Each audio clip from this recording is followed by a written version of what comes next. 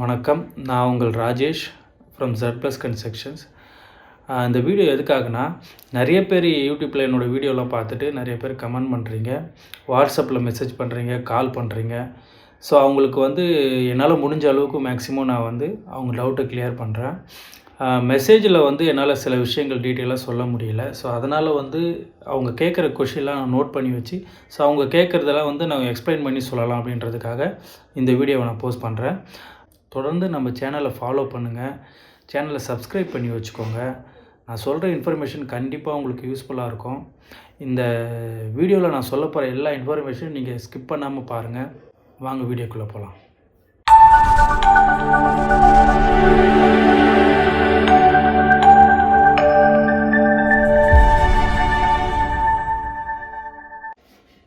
பொதுவாக நம்ம வீடு கட்டணும்னு நினைக்கும்போது நமக்கு சில டவுட்லாம் வரும். அப்படி வரும்போது இன்ஜினியர்கிட்டையோ இல்லை பில்டர்கிட்டையோ கேட்டு அதை கிளியர் பண்ணிப்போம். ஃபஸ்ட்டு நீங்கள் ஒரு இன்ஜினியர்கிட்ட கான்ட்ராக்ட் கொடுத்துருந்தீங்கன்னா ஃபஸ்ட்டு அவங்கக்கிட்ட கேட்டு தெரிஞ்சுக்கோங்க. அவங்க கண்டிப்பாக உங்களுக்கு பதில் சொல்லுவாங்க. அப்படி அவங்க சொல்லலாம் மட்டும் நீங்கள் இன்னொரு ஆள்கிட்ட கேட்டு தெரிஞ்சுக்கோங்க. நீங்கள் மேஸ்திரி வச்சு பண்ணாலும் சரி, இல்லை இன்ஜினியர் வச்சு பண்ணாலும் சரி, ஸோ அவங்கக்கிட்ட நீங்கள் அந்த டவுட்டை நீங்கள் கேட்டால் மட்டும்தான் அவங்களால உங்களுக்கு சொல்ல முடியும். சில பேர் அதை கேட்குறதுக்கு பால் மாறிட்டு என்ன பண்ணுவாங்கன்னா, நம்ம வெளியில் கேட்டு தெரிஞ்சுக்கலாம், இல்லை இவரை கேட்டால் தப்பாக நினச்சிப்பாரோ அப்படின்னு சொல்லிவிட்டு நம்ம கேட்காம, ஸோ அந்த வெளியில் கேட்டு தெரிஞ்சுக்கலாம் அப்படின்னு சொல்லி கேட்டுட்டு, ஸோ இவரை விட அவருக்கு இன்ஃபர்மேஷன் கொஞ்சம் கம்மியாகவே தெரிஞ்சிருக்க வாய்ப்பு இருக்குது. ஸோ அப்போ அவர் ஒன்று சொல்லும் பொழுது அப்போ இந்த ஒர்க்கும் அந்த ஒர்க்கும் மிஸ்மேட்ச் ஆகி, ஸோ அதனால் என்ன ஆகும்னா, அங்கே இருக்கிற கான்ட்ராக்டருக்கும் கஸ்டமருக்குமே சில மன கஷ்டங்கள் வர வாய்ப்பு இருக்குது. ஸோ அதை நீங்கள் கன்ஃபார்மாக நீங்கள் ஃபாலோ பண்ணுங்கள். ஓகேங்களா? நான் ஏன் உங்களுக்கு இந்த உங்கள் கான்ட்ராக்டே நீங்கள் கேளுங்க அப்படின்னு சொல்கிறேன்னா, நிறைய பேர் யூடியூப்பை பார்த்துட்டு இதே மாதிரி எங்கள் வீட்டில் பண்ணி கொடுங்க, இதே மாதிரி எங்கள் வீட்லேயே அந்த சைட்டில் பண்ணியிருக்காங்க, இந்த சைட்டில் ஏன் பண்ண மாட்டேறீங்க, நீங்கள் ஏன் பண்ண மாட்டேறீங்க அப்படின்ற மாதிரிலாம் கிளைண்ட் கான்ட்ராக்டரை கேட்குறாங்க. ஸோ அப்படி பண்ண முடியாது. நீங்கள் ஒரு யூடியூப்பில் ஒரு வீடியோ பார்க்குறீங்கன்னா, ஒரு 1000 ஸ்கொயர் ஃபீட்டுக்கு அந்த பிளானுக்கு ஏற்ற மாதிரி அவங்க பண்ணியிருப்பாங்க. ஸோ அது எல்லாமே நீங்கள் ஒரு 600 ஸ்கொயர் ஃபீட் பில்டப் பண்ணும்போது, அப்போ அது எல்லாமே அதில் பண்ண முடியாது. இப்போ 1000 ஸ்கொயர் ஃபீட்டில் என்ன பண்ண முடியுமோ அதை தான் பண்ண முடியும். ஸோ 600 ஸ்கொயர் ஃபீட்டில் மேக்ஸிமம் என்ன பண்ண முடியுமோ அதை தான் பண்ண முடியும். எல்லாமே மாறும். ஸ்ட்ரக்சரல் மாறும், அந்த டிசைன் மாறும். ஸோ பீமு, காலம், thickness, rod, reinforcement, so space, staircase எல்லாமே உங்களுக்கு மாற வாய்ப்பு இருக்குது. ஸோ அந்த லொக்கேஷனுக்கு, ஸோ அந்த இடத்துக்கு, அவ்வளோ ஏரியாவுக்கு என்ன பண்ண முடியுமோ அதை தான் பண்ண முடியும். ஸோ சைட் கண்டிஷன்ன்றது நீங்கள் கான்ட்ராக்ட் கொடுத்த அந்த இன்ஜினியருக்கு மட்டும்தான் தெரியும், அந்த சைட்டோட கண்டிஷன் என்னன்ட்டு. ஸோ அந்த சைட்டில் எது பண்ணால் கரெக்டாக இருக்கும்ன்றது அவருக்கு மட்டும்தான் தெரியும். அதை சில பேர் கன்சல்ட் பண்ணுறதே இல்லை இந்த இன்ஜினியர்கிட்ட. ஸோ அவங்க என்ன பண்ணுறாங்கன்னா, சில தப்பான இன்ஃபர்மேஷனை தெரிஞ்சுட்டு, ஸோ அவங்கக்கிட்ட கேட்டு, ஸோ இதனால் என்ன ஆகும்னா, கிளைண்ட்டுக்கும் இன்ஜினியருக்கும் மன கஷ்டம் ஒர்க்கில் இன்ட்ரெஸ்ட் இல்லாமல் பண்ணுவாங்க வேலை ஆளுங்க. ஸோ இன்ஜினியருக்கும் அதுக்கு மேலே இருக்கிற இன்ட்ரெஸ்ட்டு போயிடும். ஸோ அப்படி போகும்பொழுது என்ன ஆகுனா, நிறைய மன கஷ்டங்கள் வரும், ஒர்க்கும் சொதப்புறதுக்கு வாய்ப்பு இருக்குது. யூடியூப் அப்படின்றது ஒரு ஜஸ்ட் இன்ஃபர்மேஷனுக்காக மட்டும்தான். என்ன உட்பட நான் சொல்கிற இன்ஃபர்மேஷனும் ஜஸ்ட்டு ஒரு இன்ஃபர்மேஷனாக நீங்கள் தெரிஞ்சுக்குங்க. அது தெரிஞ்சுட்டு, ஸோ அது உங்கள் சைட்டுக்கு செட் ஆகுமான்றதை உங்கள் கான்ட்ராக்டர்கிட்ட நீங்கள் தெளிவாக கேட்டு தெரிஞ்சுக்கோங்க. அவங்க ரெஸ்பான்ஸ் பண்ணலாம் மட்டும் நீங்கள் என்ன பண்ணுறீங்கன்னா, வெளியில் கேட்டு தெரிஞ்சுக்கோங்க. சில பேர் மேஸ்திரி வச்சு பண்ணுறதுனால, ஸோ அதனால் அவங்களுக்கு என்னென்னா, கொஞ்சம் ஒரு இன்ஜினியர் கன்சல்ட் பண்ணால் கரெக்டாக இருக்குமோ அப்படின்ற மாதிரி ஒரு எண்ணம் வரும். ஸோ அப்படின்றவங்க நீங்கள் கேட்டு, நீங்கள் இன்ஜினியர் வெளியில் ஒரு இன்ஜினியரை கூப்பிட்டு ஜஸ்ட்டு ஒரு முக்கியமான ஒர்க்லாம் பண்ணும்பொழுது ஒரு இன்ஜினியரை கன்சல்ட் பண்ணிவிட்டு, ஸோ அவரை கூப்பிட்டு சைட்டை விசிட் பண்ணிவிட்டு அவர்கிட்ட எல்லாமே கன்ஃபர்மேஷன் நீங்கள் வாங்கிக்கிறது பெஸ்ட்டு. இது எதுக்காகனா, இது நீங்கள் லைஃப் லாங் இருக்க போகிறதுனால, ஒரு லைஃப் லாங் நீங்கள் ஒரு வீட்டில் இருக்க போகிறீங்கன்றதுக்காக. ஸோ அதை நீங்கள் கேட்டு தெரிஞ்சுக்கிட்டால் மட்டும் உங்களுக்கு ஒரு கான்ஃபிடென்ட் கிடைக்கும். நம்ம பண்ணுற ஒர்க்கு நல்லது தான், நமக்கு எந்த பிரச்சனையும் வராதுன்ற மாதிரி நீங்களும் உங்களுக்கும் ஒரு சந்தோஷம் இருக்கும். ஸோ அதனால தான் நீங்கள் கன்சல்ட் பண்ணிவிட்டு பண்ணுங்கள் எதுவாக இருந்தாலும். இது ஜஸ்ட்டு ஒரு இன்ஃபர்மேஷனுக்காக மட்டும்தான் நான் சொல்கிறேன். இது நிறைய பேர் சொல்ல மாட்டாங்க. பட் நான் உங்களுக்கு தெரிஞ்சுக்கணும், என்ன ஃபேக்டோ அதை நீங்கள் தெரிஞ்சுக்கணுன்றதுக்காக மட்டும்தான் நான் இதை சொல்கிறேன். சரி, நம்ம கிளைண்ட்டு கேட்ட கொஷின்லாம் பார்ப்போம். ஃபஸ்ட்டு ஒரு கிளைண்ட் என்கிட்ட கேட்டாங்க, சார் ஸ்டேர்கேஸ் ஸ்கொயர் ஃபீட்டில் வருமா அப்படின்ட்டு. ஸ்டேர்கேஸ் ஸ்கொயர் ஃபீட் ரேட்டில் வராது. அது எதனால் அப்படின்னா, நீங்கள் ஸ்டேர்கேஸுக்கு வந்து ரெயின்ஃபோர்ஸ்மெண்ட் ஒர்க்காக இருக்கட்டும், இல்லை வந்து சென்ட்ரிங் ஒர்க்காக இருக்கட்டும், அது எல்லாமே பார்த்தீங்கன்னா வேலை அதிகம். ஓகேங்களா? நீங்கள் சென்ட்ரிங்கோட வேலை அதிகமாக அது வாங்கும். அது மட்டும் இல்லாமல் ரெயின்ஃபோர்ஸ்மெண்ட் ஒர்க்கும் வாங்கும். ஸோ இதனால் வந்து என்னென்னா ஸ்டேர்கேஸ் வந்து அந்த ஸ்கொயர் ஃபீட் ரேட்டுக்குள்ளே கொண்டு வர மாட்டாங்க. ஸோ நீங்கள் வந்து ஒரு வீடு நீங்கள் ஒரு ரூஃப் பண்ணுறீங்கன்னா, ஸோ அதுக்கான ஒர்க்கு ஸ்டேர்கேஸுக்கும் அதுக்கு ஈக்குவலான ஒர்க்கு ஆகும். ஸோ அப்படி பண்ணும்போது பார்த்தீங்கன்னா, அது வந்து ஸ்கொயர் ஃபீட் ரேட்டுக்குள்ளே இன்க்ளூட் பண்ண மாட்டாங்க. சில பேர் இன்க்ளூட் பண்ணி பண்ணுறாங்க. அது எதனால் அப்படின்னா, ப்ராஃபிட் வந்து எனக்கு கொஞ்சம் கம்மியாக வந்தால் பரவாயில்ல அப்படின்ட்டு சில பேர் ஸ்கொயர் ஃபீட் ரேட்டுக்குள்ளேயும் பண்ணுறாங்க. அப்படி இல்லைனா ஸ்கொயர் ஃபீட் ரேட் அதிகமாக வாங்குறவங்க அதுக்குள்ளேயும் போட்டு பண்ணி தர்றவங்களும் இருக்காங்க. நீங்கள் ஸ்டார்ட் அப் பிஸ்னஸ்ஸு இந்த சின்ன சின்ன கம்பெனிங்கெலாம் பார்த்தீங்கன்னா, ஸ்டேர்கேஸ் வந்து ஸ்கொயர் ஃபீட் ரேட்டுக்குள்ளேயே பண்ணி தராங்க. அதுவுமே வந்து பார்த்தீங்கன்னா, நார்மல் ஸ்டேர்கேஸ் மட்டும்தான் பண்ணி தருவாங்க. இன்கேஸ் நீங்கள் சிசர் டைப் போகிறீங்க, இல்லை கர்வ்டு ஷேப்பில் போகிறீங்க, இல்லைனா வந்து கேண்டிலிவர் ஸ்டேர்கேஸ் அந்த மாதிரிலாம் போகிறீங்கன்னா, அவங்க என்ன பண்ணுவாங்க, அதுக்கு வந்து செப்பரேட்டாக பைசா வாங்குவாங்க. ஸோ இது நீங்கள் நார்மல் பைசா பண்ணும்போது பார்த்தீங்கன்னா, ஸ்கொயர் ஃபீட் ரேட்டுக்குள்ளே பண்ணி தர கான்ட்ராக்டரும் இருக்காங்க. பட் ஆனால் வந்து ரூல்ஸ் படி பார்த்தீங்கன்னா, அது வந்து ஸ்கொயர் ஃபீட் ரேட்டுக்குள்ளே பண்ணக்கூடாது. ஏன்னா அது செப்பரேட்டாக தான் பண்ணுவாங்க. நிறைய பேர் செப்பரேட்டாகவும் வாங்குறாங்க. சில பேர் அதுக்குள்ளே இன்க்ளூட் பண்ணியும் வாங்குறாங்க. 2வது கொஷின் பார்த்தீங்கன்னா, 800 ஸ்கொயர் ஃபீட்டுக்கு டியூப்ளெக்ஸ் ஹவுஸோட காஸ்ட் எவ்வளோ சார் ஆகும் அப்படின்னு கேட்குறாங்க. நீங்கள் ஒரு 800 ஸ்கொயர் ஃபீட் நீங்கள் டியூப்ளெக்ஸ் ஹவுஸ் போகிறீங்கன்னா, கீழே ஒரு 800, அதுக்கு மேலே ஒரு 800, அதுக்கு மேலே ஒரு 200 ஸ்கொயர் ஃபீட் வந்து ஹெட்ரூம்னு வச்சுக்கோங்க. ஸோ அப்படி பார்த்தீங்கன்னா உங்களுக்கு 1800 ஸ்கொயர் ஃபீட் வருது பில்டப் ஏரியா. இந்த 1800 ஸ்கொயர் ஃபீட்டுக்கு உங்களுக்கு வந்து 38 லட்ச ரூபா ஆகுங்க. கான்ட்ராக்டரோட ப்ராஃபிட் இல்லாமல் 38 லட்ச ரூபா நீங்கள் ஒரு தரமான மெட்டீரியலை போட்டு கொடுக்க வேண்டிய பீமு, சில் ஸ்லாப்பு, லிண்டலு எல்லாமே பக்காவாக போட்டு நீங்கள் பண்ணணுன்னா 38 லட்ச ரூபா ஆகும். 38 லட்ச ரூபா இருந்தால் மட்டும்தான் ஒரு குவாலிட்டியான வீடை உங்களால் கட்ட முடியும் டியூப்ளெக்ஸ் ஹவுஸ். அதுக்கு கம்மி நீங்கள் பண்ணுறீங்கன்னா, அது கம்மி பண்ணுறேன்னு சொல்லி பண்ணுறவங்க நிறைய பேர் குவாலிட்டியில் காம்ப்ரமைஸ் ஆகிறதுக்கு வாய்ப்பு இருக்குது. பட் 38 லட்ச ரூபா ஆகும் கன்ஃபார்மாக. அதுக்கப்புறம் நீங்கள் வந்து செப்டிக் டேங்க்கு, சம்பு, காம்பவுண்ட் வால் அதெல்லாம் நீங்கள் பண்ணுறீங்கன்னா அதெல்லாம் செப்பரேட்டாக வரும். நான் சொல்கிறது உங்களுக்கு டியூப்ளெக்ஸ் ஹவுஸு பில்டிங் மட்டும் சொல்கிறேன். அப்புறம் வந்து பார்த்தீங்கன்னா, நீங்கள் கான்ட்ராக்ட் கொடுக்குற மாதிரி இருந்தால் அதோட ப்ராஃபிட் தனியாக அந்த மாதிரி வரும். 3வது கொஷின் பார்த்தீங்கன்னா, சார் ஃபஸ்ட் ஃப்ளோர் மட்டும் கட்டணுன்னா ரேட்டு வந்து கம்மியாகுமா இல்லை அதிகமாகுமா அப்படின்னு கேட்குறாங்க. இது எப்படின்னா, நீங்கள் ground floor plus first floor அந்த மாதிரி நீங்கள் G+1 அந்த மாதிரி போகும்பொழுது பார்த்தீங்கன்னா, உங்களுக்கு வந்து ஓவரால் பில்டப் ஏரியாவிலேருந்து உங்களுக்கு ஒரு 35% வரைக்கும் பார்த்தீங்கன்னா, உங்களுக்கு பேஸ்மெண்ட்டுக்கே போயிடும் ஒர்க்கு. ஸோ பேஸ்மெண்ட்டு தான் நீங்கள் அதிகமாக நமக்கு காசு இழுத்துட்டு போகிற ஒர்க்கு. ஸோ அதுக்கு மேலே நீங்கள் பண்ணுறது பார்த்தீங்கன்னா, உங்களுக்கு வந்து ப்ராஃபிட் வராது. ஸோ நீங்கள் கான்ட்ராக்டர் நீங்கள் வந்து ரேட்டு விசாரிக்க போனாலே, நீங்கள் கிரவுண்ட் ஃப்ளோர் மட்டும்னா ரேட் அதிகமாக வாங்குவாங்க. ஸோ ஃபஸ்ட் ஃப்ளோர்னு போகும்போது பார்த்தீங்கன்னா, மேக்ஸிமம் ரேட் வந்து கம்மி பண்ணி பண்ணுறதுக்கு வாய்ப்பு இருக்குது. ஏன்னா கீழே வந்து பேஸ்மெண்ட்டில் போகிற அதிக பைசா உங்களுக்கு ஃபஸ்ட் ஃப்ளோரில் அட்ஜஸ்ட் ஆகும். ஸோ அதனால் G+1ன்னு போகும்பொழுது உங்களுக்கு வந்து நார்மல் ரேட்டில் பண்ணித்தர வாய்ப்பு இருக்குது. இன்கேஸ் நான் ஆல்ரெடி வந்து கிரவுண்ட் ஃப்ளோர் கட்டி முடிச்சிட்டேன், நான் ஒரு 2 வருஷம் கழிச்சு நீங்கள் ஃபஸ்ட் ஃப்ளோர் நான் கட்ட போகிறேன் அப்படின்னா, ஸோ அந்த ஃபஸ்ட் ஃப்ளோர் கட்டுறதுக்கு வந்து என்னென்னா, கிரவுண்ட் ஃப்ளோரோட கொஞ்சம் காசு கம்மியாக வாய்ப்பு இருக்குது. இன்கேஸ் வந்து பார்த்தீங்கன்னா, இது 2200 கட்டுறாங்கன்னா, ஸோ நீங்கள் ஃபஸ்ட் ஃப்ளோர் மட்டும் கட்ட போகிறீங்கன்னா ஸ்கொயர் ஃபீட் 2000 ருபீஸ்க்கும் பண்ணுவாங்க.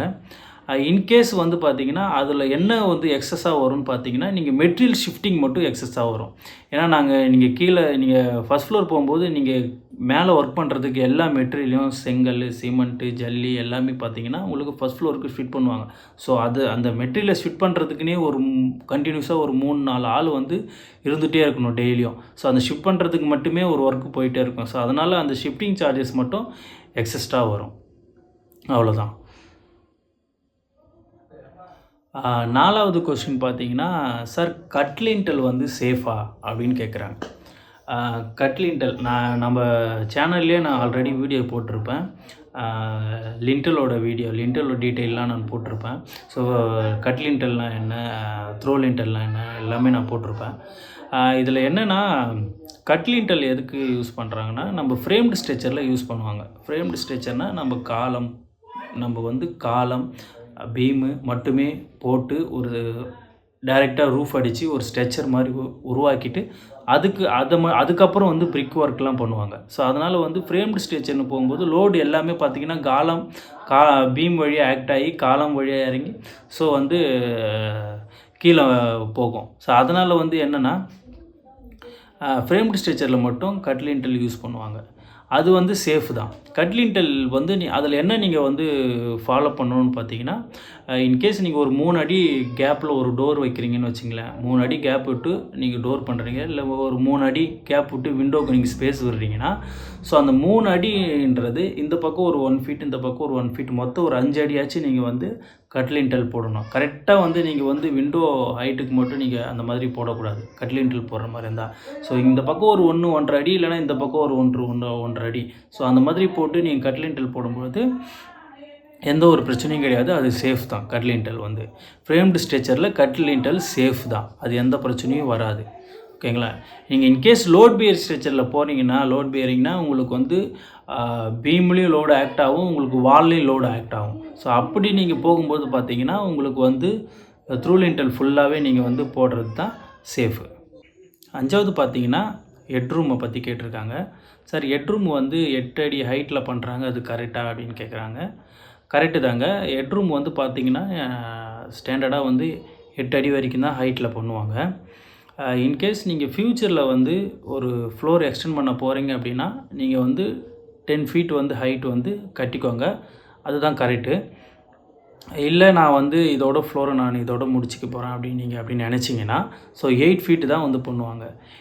அப்படி நீங்கள் 2 ஃபீட் எக்ஸ்ட்ரா நீங்கள் பண்ணும்பொழுது பார்த்தீங்கன்னா அதுக்கு வந்து எக்ஸஸாக நீங்கள் பே பண்ணுற மாதிரி இருக்கும். இன்னும் அதில் கேட்குற டவுட் என்னென்னா, சார் நான் வந்து ஸ்கொயர் ஃபீட் ரேட்டுக்கு தான் ஹெட்ரூமும் கொடுத்துருக்கேன், அப்போ எதுக்கு சார் அது எக்ஸஸ் ஆகுது? நான் கிரவுண்ட் ஃப்ளோர் என்ன ஸ்கொயர் ஃபீட் ரேட் கொடுத்துருக்கணும், ஃபஸ்ட் ஃப்ளோர் என்ன ஸ்கொயர் ஃபீட் ரேட் கொடுத்துருக்கணும், அதே ஸ்கொயர் ஃபீட் ரேட்டு தான் நான் ஹெட்ரூமுக்கு கொடுத்துருக்கேன், அப்புறம் ஏன் சார் 8 ஃபீட்டு போடுறாங்க அப்படின்னு நீங்கள் கேட்டிங்கன்னா, அது எதனாலனா நீங்கள் இப்போ G+1 அப்படின்னு நீங்கள் பில்டிங் கட்டும்போது பார்த்தீங்கன்னா ட்ரிபிள் சீலிங் வந்துடும் அதுக்கு. ஸோ அப்போது வந்து ஹைட்டு வந்து ஜாஸ்தி வந்துடும். ஸோ ஹைட்டு ஜாஸ்தி வரும்போது அதுக்கான ஒர்க்கு பார்த்திங்கன்னா ரொம்ப ஜாஸ்தியாக இருக்கும். அதுக்கான லேபரும் பார்த்திங்கன்னா அதிகமாக இழுத்துட்டு போக வாய்ப்பு இருக்குது. நீங்கள் நார்மலாக வந்து ஒரு வால் வந்து கட்டுறதுக்கும் ஸோ நீங்கள் வந்து ட்ரிபிள் சீலிங் பண்ணும்போதுக்கு அதுக்கு வந்து ஸ்கஃபோல்டிங்கு, ஸோ அதுக்கான லேபர்ஸு வேலையும் பார்த்திங்கன்னா உங்களுக்கு வந்து கம்மியாகும். நீங்கள் நார்மலாக கீழேருந்து நீங்கள் ஒரு செவுறு பூசுறதுக்கும் ஸோ மேலே நீங்கள் ஹைட் ஒர்க் பண்ணுறதுக்கு பார்த்தீங்கன்னா கீழேருந்து நீங்கள் வந்து ஒரு நாளில் ஒரு செவுறு பூசுறீங்கன்னா நீங்கள் ஹைட் ஒர்க் பண்ணும்போது உங்களால் வந்து அரை செவுறு தான் ஒரு நாளைக்கு பூச முடியும்.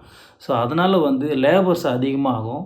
அதனால் வந்து காஸ்ட்டு வந்து பார்த்திங்கன்னா மேனேஜ் பண்ணுறதுக்கு ஸோ சேம் ஸ்கொயர் ஃபீட்டில் வாங்குவாங்க. அது மட்டும் இல்லாமல் ஸ்டேர் கேஸும் வரும்ன்றதுனால ஸ்டேர் கேஸ் வரும் ப்ளஸ்ஸு ஸோ அதுக்கு ஹேண்ட் ரெயிலு பெயிண்டிங் ஸோ எல்லாமே வர்றதுனால அதெல்லாம் மேனேஜ் பண்ணும்போது அப்போ அந்த ஸ்கொயர் ஃபீட்டுக்கு ஈக்குவல் பண்ணுறதுக்காக தான் ஸோ 8 ஃபீட்டுக்கு வந்து அதே ரேட் ப்ரைஸும் வாங்குகிறாங்க. சில பேர் வந்து ஹெட்ரூம் மட்டும் கம்மியாக வாங்கி பண்ணுறவங்க இருக்காங்க. அது மட்டும் இல்லாமல் மெட்டீரியல் ஷிஃப்டிங் பார்த்திங்கன்னா அதுக்கு ஜாஸ்தியாகும். இப்போ நீங்கள் ஹெட்ரூம் பண்ணுறீங்கன்னா வந்து பார்த்திங்கன்னா உங்களுக்கு மெட்டீரியல் கீழேருந்து ஷிஃப்ட் பண்ணுறதுக்கு உங்களுக்கு நிறையா லேபர்ஸ் தேவைப்படும். ஸோ லேபர் தான் அதிகமாக தேவைப்படும். நீங்கள் ஹைட் ஒர்க் பண்ணிங்கன்னா லேபர்ஸ் அதிகமாக ஆகும்.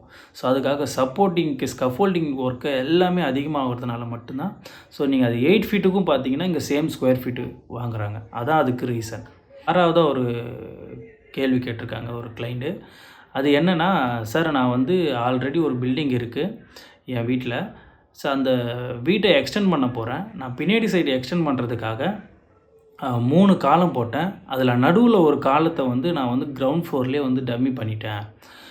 இப்போ இருக்கிறது பார்த்திங்கன்னா 2 காலம். ஸோ அந்த 2 காலத்துக்கும் டிஸ்டன்ஸ் பார்த்திங்கன்னா உங்களுக்கு வந்து 16 அடி வருது. அந்த 16 அடியில் நான் 9x9 இன்ச் காலம் போட்டிருக்கேன். அது கரெக்டாக சேஃபா அப்படின்னு கேட்குறாங்க. கரெக்டாக சொல்லணும்னு பார்த்தீங்கன்னா அது வந்து அந்த மாதிரி பண்ணக்கூடாது. நீங்கள் ஒரு காலமோட சைஸே பார்த்தீங்கன்னா நீங்கள் ஒரு 10 ஃபீட்டுக்குள்ளே அப்படி இருக்குதுன்னு வச்சுக்கோங்க. ஒரு காலத்துக்கும் இன்னொரு காலத்துக்கும் 10 ஃபீட் இருக்குதுன்னா மட்டும்தான் நீங்கள் 9x9 இன்ச் காலம் போடணும். அதுக்கு மேலே நீங்கள் போகிறதுனா காலமோட சைஸு மாறும். 1:3 அதாவது 1 ஃபீட்டு அப்புறம் பார்த்தீங்கன்னா 9 இன்ச்சு. ஸோ இல்லைனா 1.25 இந்த மாதிரி காலம் சைஸ்லாம் வந்து மாறும். ஸோ அப்போ நீங்கள் டிஸ்டன்ஸ் அதிகமாக போக போக பார்த்தீங்கன்னா காலமோட திக்னஸ் மாறும், ராடோட திக்னஸ் மாறும், எல்லாமே மாறும். ஸோ இதெல்லாம் வந்து கன்சிடர் பண்ணி தான் வந்து நம்ம வந்து பில்டிங் கட்டணும்.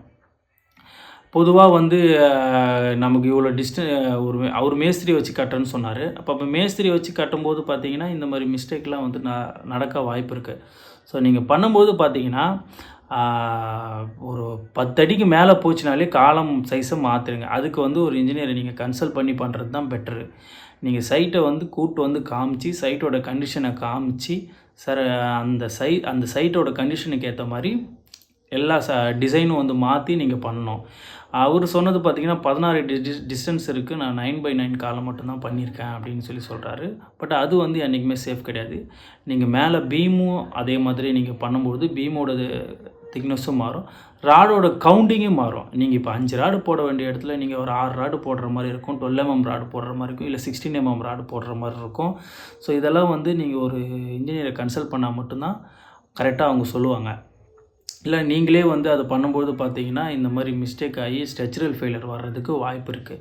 அவர் நடுவில் வந்து அந்த காலத்தை டம்மி பண்ணிவிட்டு அதுக்கு பதில் 9 inch வால் போகுது சார் அப்படின்னு சொல்கிறாரு. ஸோ அது ஓரளவு கொஞ்சம் பிரச்சனை இல்லை. அது 9 inch காலத்தில் லோட் பியரிங் வந்து அது பிரிக்லேயே வந்து லோடு இது பண்ணுற மாதிரி இறங்குற மாதிரி பண்ணியிருக்காரு. அது ஓரளவு சேஃப் தான். பட் ஆனால் வந்து பெட்ரு வந்து நீங்கள் இந்த மாதிரி டிஸ்டன்ஸ் அதிகமாக போகுதுனாலே வந்து காலமை வந்து திக்னஸை மாற்றணும். இப்போ நீங்கள் சர்ச்சு பார்த்தீங்கன்னா இல்லைனா வந்து ஆடிட்டோரியம் அந்த மாதிரிலாம் பார்த்தீங்கன்னா உங்களுக்கு வந்து நடுவில் ஃபுல்லாகவே காலியாக இருக்கும். அப்போது வந்து காலம் வந்து பார்த்தீங்கன்னா உங்களுக்கு டிஸ்டன்ஸ் பார்த்தீங்கன்னா ஒரு 18 அடி 20 அடி 30 அடிலாம் இருக்கும். ஸோ அவ்வளோ டிஸ்டன்ஸு அவங்க எக்ஸ்டெண்ட் பண்ணுறதுக்கு காரணம் என்னென்னா அதுக்கேற்ற மாதிரி காலத்தோட சைஸை சேஞ்ச் பண்ணுவாங்க, அதுக்கூட ரெயின்ஃபோர்ஸ்மெண்ட்டை மாற்றுவாங்க, திக்னஸ் ராடோட திக்னஸ் மாறும், பீமோட ராடோட திக்னஸ் மாறும், ராடோட கவுண்டிங் மாறும். ஸோ எல்லாமே சேஞ்சஸ் ஆகும். ஸோ நீங்கள் அவ்வளோ டிஸ்டன்ஸுக்கு ஏற்ற மாதிரி நீங்கள் ஸ்ட்ரக்சரல் பண்ணால் மட்டும்தான் அது வந்து உங்களுக்கு ஸ்ட்ரக்சரல் ஃபெயிலியர் கிடையாது, சேஃபு. அதுக்கு மேலே நீங்கள் ஒரு பில்டிங் நீங்கள் லோடை ஆக்ட் ஆகும்போது எந்த ஒரு ஃபெயிலியரும் வரக்கூடாதுன்னா நீங்கள் இந்த மாதிரி வந்து ஸ்ட்ரக்சரல் இன்ஜினியரையோ இல்லை வந்து சைட் இன்ஜினியரோ கன்சல்ட் பண்ணி பண்ணுங்கள். ஓகேங்களா? கேட்டிருக்க கொஷின் என்னென்னா, சார் நான் வந்து ஸ்கொயர் ஃபீட் வந்து 2000 ரூபீஸ்க்கு கொடுத்துருக்கேன் ஒரு கான்ட்ராக்டர்கிட்ட.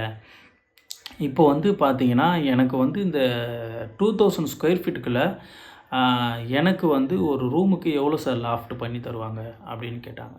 ஸோ ஒரு லாஃப்ட் பண்ணி தரது பார்த்தீங்கன்னா உங்களுக்கு வந்து ஒரு சைடு மட்டும்தான் வரும். இப்போ நீங்கள் டோர் வருதுன்னா டோருக்கு மேலே பார்த்தீங்கன்னா ஒரு வாலுக்கு மட்டும்தான் உங்களுக்கு லாஃப்ட் பண்ணி தருவாங்க. ஸோ அதுதான் ஸ்டாண்டர்டாக வந்து ஸ்டாண்டர்ட் ஸ்கொயர் ஃபீட் ரேட்டுக்கு பண்ணி தர்றது பார்த்தீங்கன்னா கான்ட்ராக்டர் வந்து ஒரே ஒரு வாலுக்கு மட்டும்தான் வந்து உங்களுக்கு லாஃப்ட் பண்ணி தருவாங்க. ஸோ அதுக்கு மேலே நீங்கள் எல் ஷேப்பில் லாஃப்ட் வேணும், இல்லை டபுள்ஸ் வீட்டுக்கு வந்து 2 லாஃப்ட் வேணும் அப்படின்லாம் நீங்கள் கேட்டிங்கன்னா ஸோ அதெல்லாம் வந்து எக்ஸஸாக வரும். நார்மலாக வந்து ஒரு வீட்டுக்கு ஒரு லாஃப்ட் தான் வந்து பண்ணி தருவாங்க. அது வந்து ஷார்ட்டர் ஏரியா, அதாவது வந்து அந்த ரூமில் வந்து எது குறுகிய ஸ்பேஸ் இருக்கிற வாலோ ஸோ அந்த வாலுக்கு வந்து அவங்க பண்ணி தருவாங்க. அதுக்கேற்ற மாதிரி கபோர்டும் பார்த்தீங்கன்னா 7x3 சைஸ் தான் ஸ்டாண்டர்டாக பண்ணி தருவாங்க. ஒரு கபோர்டு பார்த்தீங்கன்னா ஒரே ஒரு கபோர்டு தான் வரும் ஒரு ரூமுக்கு, ஒரு பெட்ரூமுக்கு. ஸோ அது வந்து பார்த்திங்கன்னா 7x3 சைஸில் ஒரு 3 கடப்பாக்கல் வர்ற மாதிரி ஒரு கபோர்டு ஒரு ரூமுக்கு பண்ணி தருவாங்க. அது வந்து ஸ்கொயர் ஃபீட் ரேட்டுக்குள்ளே பண்ணித்தர ஸ்டாண்டர்ட் ஸ்கொயர் ஃபீட் ரேட்டுக்குள்ளே பண்ணித்தர கபோர்டு. அதை கேட்டிருக்க கொஸ்டின் என்னென்னா, சார் நான் வந்து பால்கனி வந்து எத்தனை பால்கனி சார் பண்ணி தருவாங்க ஒரு நார்மல் ஸ்கொயர் ஃபீட்டுக்கு கொடுத்தா அப்படின்னு கேட்டிருக்காங்க. சார் நீங்கள் இப்போ ஒரு ஸ்கொயர் ஃபீட் வந்து ஒரு 2000 கொடுக்குறீங்கன்னு வச்சுக்கோங்களேன். இப்போ நீங்கள் 2000 கொடுக்குறீங்கன்னா அந்த ஹவுஸ்க்கு வந்து பார்த்தீங்கன்னா ஒரு பால்கனி தான் பண்ணி தருவாங்க. எதனால் அப்படின்னா நீங்கள் பால்கனி அதிகமாக கேட்டிங்கன்னா ஸோ அதுக்கு டோரு ஃப்ரேமு எல்லாமே வந்து அதிகமாக போடுற மாதிரி வரும். ஸோ அப்போ பார்த்தீங்கன்னா அவங்க பட்ஜெட்டை விட்டு அதிகமாக போகிறதுனால அதுக்கு நீ வந்து எக்ஸ்ட்ரா பே பண்ணுற மாதிரி வரும். அதனால் நார்மலாக ஒரு வீட்டுக்கு ஒரு பால்கனி தான் பண்ணி தருவாங்க. பட் உங்களுக்கு 3 பால்கனி 4 இல்லை ஒரு 2 பால்கனி அப்படி கன்ஃபார்மாக வேணும்னா அதுக்கு நீங்கள் வந்து எக்ஸ்ட்ரா பே பண்ணி நீங்கள் பண்ணிக்கலாம். 11ஆவதாக கேட்டிருக்கிறது கொஷின் என்னென்னு பார்த்தீங்கன்னா, சார் டோர் வந்து எவ்வளோ பண்ணி தருவாங்க ஒரு வீட்டுக்கு, எத்தனை டோர் போட்டு தருவாங்க ஒரு வீட்டுக்கு, இல்லை அது கணக்கு இருக்கா, இல்லை கேட்குற டோர்லாம் போட்டு கொடுத்துருவாங்களா அப்படின்னு கேட்குறாங்க. அப்படிலாம் கிடையாது. டோர் வந்து பார்த்தீங்கன்னா, ஒரு வீட்டுக்கு வந்து இப்போ ஒரு 800 ஸ்கொயர் ஃபீட்னு வச்சுக்கோங்க. 800 ஸ்கொயர் ஃபீட்டில ஒரு டியூப்ளக்ஸ் ஹவுஸ் கட்டுறீங்கன்னு வச்சுங்க. கீழே ஒரு பெட்ரூமு, மேலே ஒரு 2 பெட்ரூம். மேக்ஸிமம் ஒரு 3 பெட்ரூம்னு வச்சுக்கோங்க. அப்போ அந்த 3 பெட்ரூமுக்கு 3 டோரு, ஒரு பால்கனி டோர், 4 டோரு. அதிகபட்சமாக 4 டோர் மட்டும்தான் கட்டுவாங்க, போட்டு தருவாங்க. அதுக்கு மேலே நீங்கள் வந்து டோர் போடுறனாலும் அது வந்து நீங்கள் எக்ஸ்ட்ரா பே பண்ணுற மாதிரி இருக்கும். ஏன்னா இந்த டோருக்கு சில பேர் என்ன பண்ணுவாங்க, இப்போ இந்த 800 ஸ்கொயர் ஃபீட்லேயே வந்து பார்த்தீங்கன்னா, சின்ன சின்ன ரூமாக ஒரு 5 ரூமு 6 அந்த மாதிரி வர்ற மாதிரி சின்ன சின்ன ஒரு ஸ்டோர் ரூமு அதுன்னு சொல்லிட்டு நிறைய ரூம்ஸை போட்டு வச்சுப்பாங்க. ஸோ அந்த மாதிரிலாம் நீங்கள் போட்டிங்கன்னா, ஸோ அதுக்கெலாம் நீங்கள் டோர் பண்ணணும், அதுக்கு ஃப்ரேம் பண்ணணும். அப்போ பார்த்தீங்கன்னா, ஏன்னா ஒரு கார்பெண்டர் ஒர்க்குக்குன்னு பார்த்தீங்கன்னா, ஒரு ப்ராஜெக்டில் இவ்வளோ பர்சன்டேஜ்ன்னு தான் அவங்க கால்குலேட் பண்ணி வச்சுருப்பாங்க. நீங்கள் ரூம்ஸ் அதிகமாக கேட்கும்போது பார்த்தீங்கன்னா, அப்போ அதுக்கு டோரு, ஃப்ரேமு, அதுக்கு வர்ற brick work, painting work, labours எல்லாமே எக்ஸஸ் ஆகும். ஸோ எக்ஸ்ட்ரா ஆகும்போது பார்த்தீங்கன்னா, அது வந்து ப்ராஜெக்டில் வந்து அடி வாங்கும். அதனால் என்ன பண்ணுவாங்கன்னா, ஸோ நீங்கள் எக்ஸ்ட்ரா வந்து ரூம் போடுறீங்க அப்படிங்கன்னா, ஸோ அதுக்கான காஸ்ட்டும், அதுக்கான டோர் காஸ்ட்டும் வந்து நீங்கள் எக்ஸ்ட்ரா தர்ற மாதிரி இருக்கும். ஸோ அடுத்த கொஷின் பார்த்தீங்கன்னா, சார் காம்பவுண்ட் வால் வந்து 5 ஃபீட்னு சொல்கிறாங்க. அந்த 5 ஃபீட் வந்து எதை வச்சு சொல்கிறாங்க? 5 ஃபீட்டுன்றது இப்போ பார்த்தீங்கன்னா, நான் வீட்டு உள்ளே இருக்கேன். எனக்கு பார்த்தீங்கன்னா, ஒரு 3 ஃபீட் ஹைட்டு தான் வருது. 3 அடி ஹைட்டு தான் வருது. ஆனால் வந்து 5 ஃபீட்னு சொல்கிறாங்க. அது வந்து உள்ள சைட்லேருந்து அளக்கணுமா, இல்லை வெளி சைட்லேருந்து அளக்கணுமா அப்படின்னு கேட்குறாங்க. காம்பவுண்ட் வால் 5 ஃபீட்டுன்றது வந்து பார்த்தீங்கன்னா, உங்களுக்கு கீழே வந்து கிரேட் பீம் போடுறீங்க இல்லையா, அதுலேருந்தே உங்களுக்கு மெஷர்மெண்ட்டு தான். நீங்கள் காம்பவுண்ட் வால் பண்ணும்போது கீழே ஒரு கிரேட் பீம் மாதிரி போடுவீங்க. ஸோ அந்த கிரேட் பீம்லேருந்தே உங்களுக்கு மெஷர்மெண்ட்டு தான் அந்த 5 ஃபீட் தான். ஸோ 5 ஃபீட்டுன்றது அவுட்டர் வாலோட மெஷர்மெண்ட்டு. இன்னர் வால் போகும்போது உங்களுக்கு பேஸ்மெண்ட் ஹைட்டு ஏறும் இல்லையா, ஸோ அப்படி ஏறும்போது பார்த்தீங்கன்னா, உங்களுக்கு உள் சைட்லேருந்து பார்க்கும்போது உங்களுக்கு 3 ஃபீட் தான் கிடைக்கும். ஆனால் வெளி சைட்லேருந்து பார்க்க போனீங்கன்னா உங்களுக்கு 5 ஃபீட் கிடைக்கும். ஸோ அந்த 5 ஃபீட்டுன்றது உங்கள் அவுட்டர்லேருந்து தான் மெஷர் பண்ணணும். ஸோ உள் சைட்லேருந்து மெஷர் பண்ணக்கூடாது. அடுத்த கொஷின் பார்த்தீங்கன்னா, சார் புது வீட்டில் வந்து கிராக் வருது, அது வந்து குவாலிட்டி ப்ராப்ளமா அப்படின்னு கேட்குறாங்க. அது அப்படிலாம் இல்லைங்க, குவாலிட்டி ப்ராப்ளம்லாம் இல்லை. ஸோ கிராக்குன்றது வந்து உங்களுக்கு வந்து புதுசாக ஒரு வீடு கட்டினீங்கன்னா கண்டிப்பாக கிராக் வரும். கிராக்கே வராது, நான் கட்டுற வீட்டில் கிராக்கே வராதுன்னு அப்படின்னு யாருன்னா உங்களுக்கு கமிட்மெண்ட் கொடுத்தாங்கன்னா அது பொய் சொல்கிறாங்கன்னு அர்த்தம். கண்டிப்பாக அது முடியவே முடியாது. கண்டிப்பாக கிராக் வரும் வீட்டில். ஸோ அந்த கிராக் வந்து ஸ்ட்ரக்சரல் கிராக்காக வராமல் இருக்கணும்னா, ஸ்ட்ரக்சரல் கிராக் வந்தாலோ, இல்லை வந்து கிராக்கோட திக்னஸ் வந்து ரொம்ப ஜாஸ்தியாக இருந்தாலோ அப்படின்னு பார்த்தீங்கன்னா தான் அது வந்து ஏதாச்சும் ஒரு மிஸ்டேக்காக இருக்கும். மற்றபடி நீங்கள் நார்மலாக பார்த்தீங்கன்னா வந்து கிராக்குன்றது வந்து நார்மலாக தான் வரும். நார்மலாக அது வந்து ஏர் கிராக் மாதிரி வந்துடும். அது ஒன்றும் இல்லை. அது நீங்கள் வந்து நீங்கள் புதுசாக கட்டின பில்டிங்கில் செட்டில்மெண்ட் டைம்னு கொஞ்சம் இருக்கும். ஸோ அது எல்லாமே நீங்கள் செட்டில்மெண்ட் ஆனதுக்கப்புறம் பார்த்தீங்கன்னா, அதில் உள்ளே இருக்கிற கிராக் வந்து அதை தன்னை ரிலீஸ் பண்ணிவிட்டு வெளியே வரும்போது, ஸோ அந்த மாதிரி சின்ன சின்ன ஏர் கிராக்லாம் வரும். ஸோ அப்படி வரும்போது பார்த்திங்கன்னா, அது ஒன்றும் இல்லை, நீங்கள் ஒரு 6 மாதமோ இல்லை ஒரு 1 இயர் கழிச்சோ என்ன பண்ணணும், நீங்கள் ஒரு பெயிண்டிங் பண்ணும்போது அது லைட்டாக பட்டி தகடு வச்சு கீறிட்டு, அது கிராக் பேஸ்ட் அப்ளை பண்ணிவிட்டு நீங்கள் பெயிண்ட் அடித்தாலே போதும். அது பெயிண்டிங்லேயே சரி பண்ணிடலாம் அந்த கிராக்லாம். அதெல்லாம் வந்து மேஜர் ப்ராப்ளம் வராது. அது சரி பண்ணதுக்கப்புறம் அதுக்கப்புறம் அந்த கிராக் பிரச்சனைலாம் உங்களுக்கு இருக்காது. ஸோ இது வந்து நார்மல் தான். இது வந்து இதுக்கும் குவாலிட்டிக்கும் எந்த ஒரு சம்மந்தமும் இல்லை. அடுத்த கொஸ்டின் என்ன கேட்டிருக்காங்கன்னா, சார் நாங்கள் கிரவுண்ட் ஃப்ளோர் கட்டியிருக்கோம் இப்போதைக்கு. சார் ஃபஸ்ட் ஃப்ளோர் வந்து நாங்கள் கட்டலாமா அப்படின்னு கேட்குறீங்க. அது வந்து நீங்கள் சைட்டை விசிட் பண்ணிவிட்டு ஒரு இன்ஜினியர்கிட்ட நீங்கள் கன்சல்ட் பண்ணாதீங்க. ஏன்னா கிரவுண்ட் ஃப்ளோர் மட்டும் நீங்கள் வந்து அப்போது நீங்கள் இருக்கிற பட்ஜெட்டில் நீங்கள் கிரவுண்ட் ஃப்ளோர் மட்டும் கட்டினீங்க. பட் அந்த கிரவுண்ட் ஃப்ளோரில் வந்து அதுக்கேற்ற மாதிரி உங்களுக்கு காலமும் பீம் சைஸு எல்லாமே அதுக்கு லோடு ஆக்ட் ஆகிற மாதிரி அதுக்கேற்ற மாதிரி டிசைன் பண்ணியிருப்பாங்க. இன்கேஸ் நீங்கள் ஃபஸ்ட் ஃப்ளோர் பண்ண போகிறீங்கன்னா, அது ப்ரீவியஸாகவே நீங்கள் கிரவுண்ட் ஃப்ளோர் பண்ணுறதுக்கு முன்னாடியே நான் ஃப்யூச்சரில் ஃபஸ்ட் ஃப்ளோர் பண்ணுவேன் அப்படின்னு சொல்லிவிட்டு நீங்கள் பண்ணியிருக்கணும். அப்படி பண்ணலாம் நீங்கள் அதுக்கு மேலே நீங்கள் ஃபஸ்ட் ஃப்ளோர் எக்ஸ்டெண்ட் பண்ணுறது சேஃப் இல்லை. அதை வந்து நீங்கள் ஒரு சைட் இன்ஜினியர் கன்சல்ட் பண்ணுங்கள், இல்லை ஒரு ஸ்ட்ரக்சரல் இன்ஜினியர் கன்சல்ட் பண்ணிவிட்டு அதுக்கு மேலே பண்ணுங்கள். அதுதான் ரொம்ப இம்பார்ட்டன்ட்டு. நீங்களாக வந்து மேலே வந்து லோடை ஏற்றிட்டு அதுக்கப்புறம் அது ப்ராப்ளம் வர்றதுக்கு வாய்ப்பு இருக்குது. அந்த மாதிரி எப்பயுமே பண்ணாதீங்க. இப்போ என்ன பண்ணுறாங்க, கிரவுண்ட் ஃப்ளோரை மட்டும் கட்டிட்டு ஸோ ஃபஸ்ட் ஃப்ளோருக்கு என்ன பண்ணுறாங்க, நம்ம ஃப்யூச்சரில் வந்து கட்டிக்கலாம் அப்படின்ற மாதிரி கிரவுண்ட் ஃப்ளோருக்கு பட்ஜெட்டை கம்மி பண்ணி கட்டிட்டு ஃபஸ்ட் ஃப்ளோருக்கு வந்து அதுக்கு மேலே வந்து ஒரு கன்சல்ட் பண்ணாமல் இல்லை ஒரு லோடு வந்து எவ்வளோ தாங்குமோ அது தாங்குமா தாங்காதா அப்படின்றதெல்லாம் வந்து யோசிக்காமல் என்ன பண்ணுறாங்க, அப்படியே ஃபஸ்ட் ஃப்ளோரை மேலே கட்டிடுறாங்க. ஸோ அப்படி கட்டும்போது பார்த்தீங்கன்னா உங்களுக்கு ஸ்ட்ரக்சரல் ஃபெயிலியர் வர்றதுக்கு வாய்ப்பு இருக்குது. அது சேஃப் கிடையாது. நீங்கள் கிரவுண்ட் ஃப்ளோரு ஃபஸ்ட் ஃப்ளோரு மட்டும் நீங்கள் டிசைன் வாங்கியிருந்து பண்ணிங்கன்னா அதோட மட்டும் நிறுத்திக்கோங்க. இல்லை நீங்கள் G+3ன்னு வந்து நீங்கள் டிசைன் வாங்கியிருந்தீங்கன்னா அதுக்கப்புறம் நீங்கள் தாராளமாக ஒரு ஃப்ளோரை நீங்கள் எக்ஸ்டெண்ட் பண்ணிக்கலாம். அப்படி வாங்காமல் நான் வந்து கிரவுண்ட் ஃப்ளோருக்கு மட்டும் நான் டிசைன் வாங்கி பண்ணிட்டேன், ஆனால் ஃப்யூச்சரில் நான் வந்து நானாக கட்டிப்பேன் அப்படின்னு கட்டினீங்கன்னா அது வந்து உங்களுக்கு பிரச்சனை வரும். அது என்றைக்குமே சேஃப் கிடையாது. இது வந்து நீங்கள் ஒரு மேஸ்திரியை நீங்கள் பண்ணும்போது என்னென்னா, நீங்கள் மேலே ஒரு ஃப்ளோர் எக்ஸ்டெண்ட் பண்ணோன்னா அவர் எதுவுமே சொல்ல முடியாது. எக்ஸ்டெண்ட் பண்ணிக்கலாம் சார் அப்படின்னு சொல்லிவிட்டு அவர் மட்டும் எக்ஸ்டெண்ட் பண்ணி கட்ட ஆரம்பிச்சிருவார். ஆனால் நீங்கள் ஒரு ஸ்ட்ரக்சரல் இன்ஜினியரோ ஒரு சைட் இன்ஜினியரோ கூட்டி விசாரிக்கும்பொழுது ஸோ அதை வந்து சைட்டை ஃபுல்லாக அனலைஸ் பண்ணிவிட்டு, இல்லை சார் இதுக்கு மேலே இவ்வளோ லோட் பண்ணக்கூடாது அப்படின்றத அவங்க வந்து டீட்டெயிலாக சொல்லுவாங்க. நீங்கள் அப்படி பண்ணாமல் நீங்கள் வந்து மேஸ்திரி சொல்கிறது கேட்டு நீங்கள் பண்ணிட்டீங்கன்னா அதுக்கான பிரச்சனையை நீங்கள் தான் அனுபவிச்சாகணும். அடுத்த கொஷின், சார் செட்பேக் வந்து எவ்வளோ விடலாம் அப்படின்னு கேட்குறாங்க. செட்பேக் வந்து பார்த்தீங்கன்னா நீங்கள் குறைஞ்சது 2 அடியாச்சும் செட்பேக் விடுங்க. அதுதான் வந்து எப்பயுமே நல்லது. நீங்கள் 3 அடி விட்டிங்கன்னா இன்னும் ரொம்ப நல்லது. அது பார்த்தீங்கன்னா நீங்கள் இன்கேஸ் ப்ளம்பிங் பைப் லைன்லாம் வந்தால் கூட அதெல்லாம் போக நீங்கள் தாராளமாக போயிட்டு ஆக்சஸ் பண்ணுறதுக்கு உங்களுக்கு ஈஸியாக இருக்கும். ஸோ 3 அடின்றது நான் ரெக்கமெண்ட் பண்ணுறது. பட் அப்படி இடம் இல்லை, எனக்கு செட்பேக்கு நான் வந்து கம்மி ஸ்கொயர் ஃபீட் தான் வச்சுருக்கேன்னா அப்படி குறைஞ்சது ஒரு 2 அடியாச்சும் செட்பேக் விடுங்க.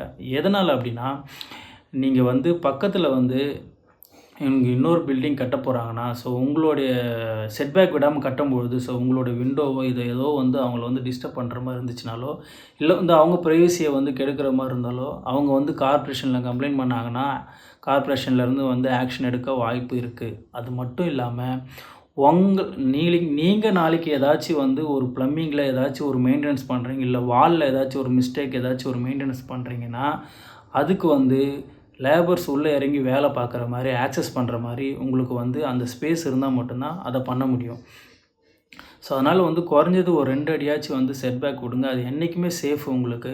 ஸோ பக்கத்து வீட்டுக்கும் உங்களுக்கு வந்து பிரச்சனை வராமல் இருக்கும். அது மட்டும் இல்லாமல் உங்களுடைய சேஃபுக்காகவும் நீங்கள் பக்கத்து பில்டிங்கில் ஏதாச்சும் ஒரு மிஸ்டேக் ஆச்சு, இல்லை பக்கத்து பில்டிங்கில் ஏதோ ஒரு ஃபயர் ஆச்சு, ஸோ உங்கள் பில்டிங்கை டிஸ்டர்ப் பண்ணாமல் இருக்கணும்னா நீங்கள் செட்பேக் விட்டு கட்டுங்க. அதுதான் ரொம்ப நல்லது. இன்றைக்கி செட்பேக்கு கொடுத்து கட்டுறதுக்கு மனசு வர மாட்டுது யாருக்குமே. ஏன்னா வந்து செட்பேக்கை எதுக்கு நம்ம விடணும், நம்ம ஃபுல்லாக கட்டிக்கலாம், நம்ம இருக்கிற ஸ்கொயர் ஃபீட்டு ஃபுல்லாக கட்டிக்கலாம் அப்படின்னு நினைக்கிறீங்க. ஸோ மேக்ஸிமம் அதை அவாய்ட் பண்ணுங்கள். நீங்கள் என்றைக்குமே வந்து செட்பேக் விட்டு கட்டுறது தான் நல்லது. அடுத்த கொஷின் பார்த்தீங்கன்னா, சார் ஸ்கொயர் ஃபீட் ஏரியா கம்மியாகும்பொழுது நமக்கு வந்து ஸ்கொயர் ஃபீட்டோட வேல்யூ வந்து அதிகமாகுமா, அதாவது ஸ்கொயர் ஃபீட்டோட ப்ரைஸ் வந்து நமக்கு அதிகமாகுமா அப்படின்னு கேட்குறாங்க. அது கண்டிப்பாக ஆகும் சார். நீங்கள் வந்து ஒரு 600 ஸ்கொயர் ஃபீட்டு அந்த மாதிரி பில்டப் ஏரியா இருக்கும்பொழுது உங்களுக்கு வந்து பார்த்தீங்கன்னா ஏரியா ரொம்ப கம்மி இருக்கிறதுனால அதில் வந்து மேக்ஸிமம் ப்ராஃபிட் கிடைக்காது. ஸோ அதனால் வந்து என்னென்னா, நீங்கள் ஸ்கொயர் ஃபீட் கம்மியாக வந்து பில்டப் பண்ணும்பொழுது அதுக்கான ப்ரைஸ் வந்து பார்த்தீங்கன்னா நீங்கள் நார்மலாக நீங்கள் ஒரு 1500க்கு மேலே நீங்கள் ஸ்கொயர் ஃபீட் பண்ணுறப்போ அந்த ஏரியா கம்மியாக இருக்கும்போது பார்த்தீங்கன்னா அதை விட ஒரு கொஞ்சம் அதிகமாக காஸ்ட் வாங்குறதுக்கு நிறையவே வாய்ப்பு இருக்குது. அப்புறம் வந்து பார்த்தீங்கன்னா இன்கேஸ் வந்து நீங்கள் வந்து வெறும் கிரவுண்ட் ஃப்ளோர் மட்டும் கட்டுறீங்க அப்படின்னா, இப்போ நீங்கள் ஒரு 1000 ஸ்கொயர் ஃபீட்டாக இருந்தால் கூட ஒரு கிரவுண்ட் ஃப்ளோர் மட்டும் கட்டுறீங்கன்னா, இப்போ நீங்கள் கிரவுண்ட் ஃப்ளோர் மட்டும் கட்டும்போது பார்த்தீங்கன்னா நான் ஏற்கனவே சொன்னதுபடி ஒரு 35% மேலே பார்த்தீங்கன்னா உங்களுக்கு கிரவுண்ட் ஃப்ளோர்லேயே பைசா போயிடும். ஸோ அப்போது வந்து அந்த பைசா அதிகமாக அங்கே கிரவுண்ட் ஃப்ளோருக்கே இது பேஸ்மெண்ட்டுக்கே போகிறதுனால அப்போ பார்த்தீங்கன்னா உங்களுக்கு வந்து கிரவுண்ட் ஃப்ளோர் மட்டும் பண்ணும்போது அதிக லாபம் கிடைக்காது. ஸோ அதனால தான் என்ன பண்ணுவாங்க, நீங்கள் வந்து கிரவுண்ட் ஃப்ளோர் மட்டும் போகிறீங்கன்னா ஒரு ரேஞ்சு வச்சுருப்பாங்க, இல்லை கிரவுண்ட் ஃப்ளோர் ப்ளஸ் போகிறீங்கன்னா ஸோ அதுக்கேற்ற மாதிரி ப்ரைஸ் கொஞ்சம் கம்மி பண்ணி பண்ணுவாங்க.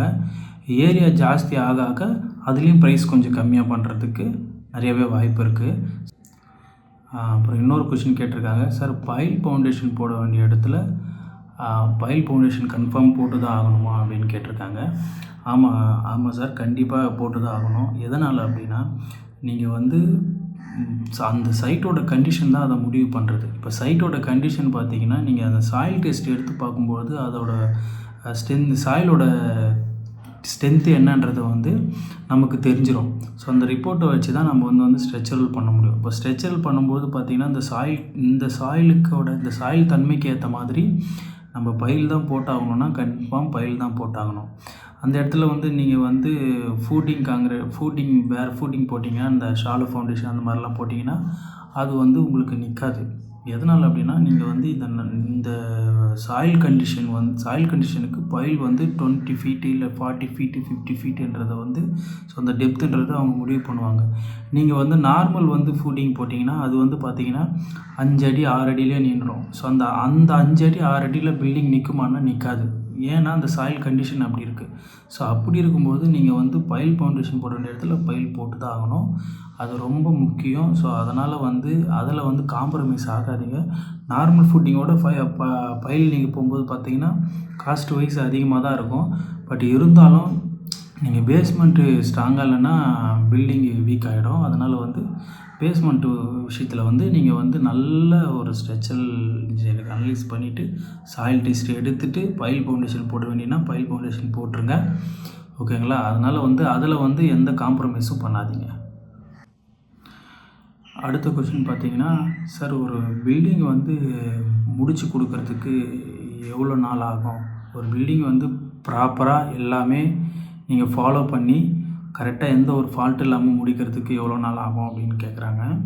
சார் உண்மையாக சொல்லப்போனால் ஒரு பில்டிங் வந்து கரெக்டாக எந்த ஒரு மிஸ்டேக் இல்லாமல் கரெக்டாக க்யூரிங் டைம் கொடுத்து எல்லாமே முடித்து கொடுக்கறதுக்கு 1 இயர் ஆகும் சார்.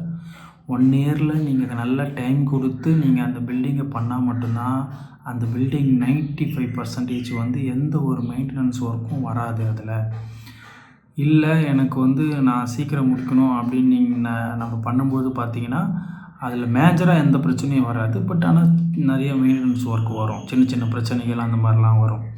ஏன்னா நம்ம வந்து ஒரு காங்கிரீட் போடுறோன்னா அதுக்கு ஒரு 1 வீக் 2 வீக் நம்ம க்யூரிங் பண்ணணும். ஒரு பிரிக் ஒர்க் பண்ணுறோன்னா ஒரு 1 வீக் க்யூரிங் பண்ணணும். ஒரு பிளாஸ்டிக் பண்ணால் 1 வீக் க்யூரிங் பண்ணணும். ஸோ அந்தந்த டைம் அதெல்லாம் கொடுத்துட்டு அந்த மாதிரி பண்ணும்பொழுது தான் நம்ம வந்து பில்டிங் வந்து கரெக்டாக ஸ்ட்ராங்காக இருக்கும். நம்ம பிரிக் ஒர்க் முடிச்சுட்டு உடனே என்ன பண்ணுவாங்க, உடனே வந்து ரூஃப் அடிக்க ஆரம்பிச்சிருவாங்க. ஸோ அந்த மாதிரிலாம் பண்ணிங்கன்னு பார்த்தீங்கன்னா நம்ம வந்து அந்த பிரிக் ஒர்க்லாம் கொஞ்சம் வீக் ஆகிடும். ஏன்னா நீங்கள் நல்லா க்யூரிங் பண்ணிவிட்டு அப்புறம் ட்ரை பண்ணிவிட்டு அதுக்கப்புறம் தான் நம்ம ரூஃப்லாம் அடிக்கணும். ஸோ அதுக்குன்னு ஒரு டைம் இருக்குது. அந்தந்த டைமை கொடுத்து நம்ம பண்ணும்போது பார்த்திங்கன்னா டைம் கொஞ்சம் பில்டிங்கோட டியூரேஷன் வந்து கொஞ்சம் அதிகமாக தான் ஆகும். ஸோ அதனால் வந்து நீங்கள் அதெல்லாம் வந்து கணக்கு வச்சுக்காமல் எப்பயுமே பார்த்தீங்கன்னா நீங்கள் டைம் கொடுத்து பண்ணுங்கள் ஒரு பில்டிங்கு. ஸோ அதுதான் என்றைக்குமே நல்லது. நீங்கள் டைம் கொடுக்காம நீங்கள் பண்ணிங்கன்னா அந்த பில்டிங்கில் நிறைய மெயின்டெனன்ஸ் ஒர்க் வரும். இது எதனால் அப்படி சொல்கிறேன்னா, நீங்கள் நிறைய பேர் என்ன பண்ணுறாங்க, ரெண்ட்டு வீட்டில் இருப்பாங்க. ஸோ எனக்கு ரெண்ட்டு வீட்டில் இருந்துட்டு லோன் வாங்கி ஒரு புது வீடு கட்டுவாங்க. அப்போ என்ன பிரச்சனை வரும்னா, எனக்கு ரெண்ட்டு போகுது, ஒரு பக்கம் ரெண்ட்டு போயிட்டே இருக்குது, எனக்கு இஎம்ஐயும் ஒரு பக்கம் போயிட்டுருக்கு. அதனால் வந்து வீட்டை வந்து நீங்கள் சீக்கிரம் முடிச்சு கொடுங்க அப்படின்னு சொல்லி ப்ரெஷர் பண்ணி வீடை முடிச்சிருவாங்க. ஸோ அப்போ முடிக்கும்போது என்னென்னா, சரி இவங்க கிளைண்ட் கேட்குறாங்களேன்ட்டு நான் பண்ணி கொடுத்துருவாங்க.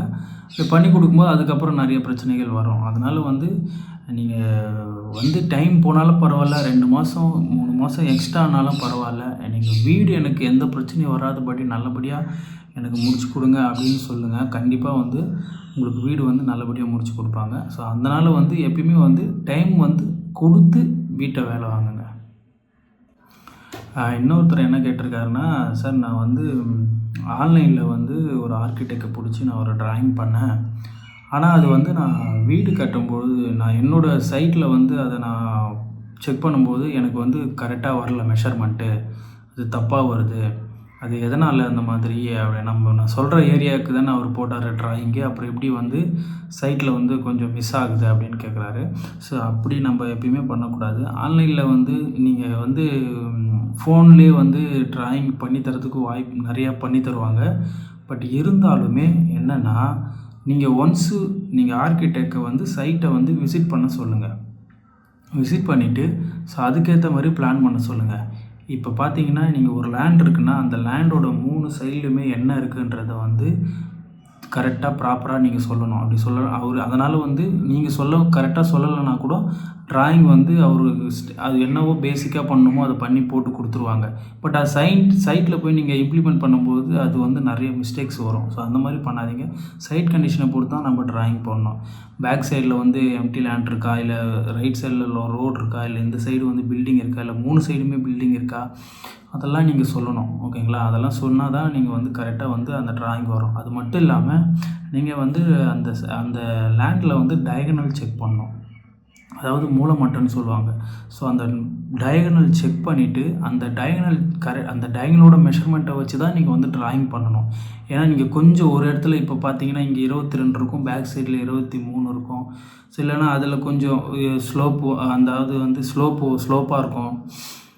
ஸோ அந்த மாதிரிலாம் இருக்கும்போது பார்த்தீங்கன்னா அதோட சைட்டோட கண்டிஷன் வந்து நீங்கள் வந்து டயகனல் செக் பண்ணும்போது அந்த டயகனலை வச்சு நீங்கள் ட்ராயிங் பண்ணும்போது கரெக்டாக இருக்கும்.